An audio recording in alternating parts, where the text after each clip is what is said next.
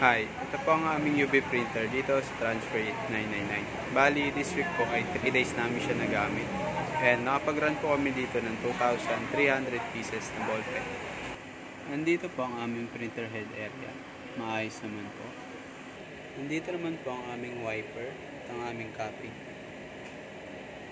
Ganito naman po ang pag-head clean. Ganito naman po ang pag-test print. Ito naman po ang aming test print. Nandito naman po ang aming ink tank system. Maayos naman po. Nandito naman po ang aming waste tank. Ang last disposal po nito ay kahapon. Nandito naman po ang stocks namin ng mga inks. Bali, ang meron lang po ako ngayon ay itong clear. Nandito naman po ang aming ABR. Ito ang aming UPS. Working naman po sila pareho. Nandito naman po ang aming daily checklist. At nandito naman po ang aming production lab. Yun lang po. Thank you.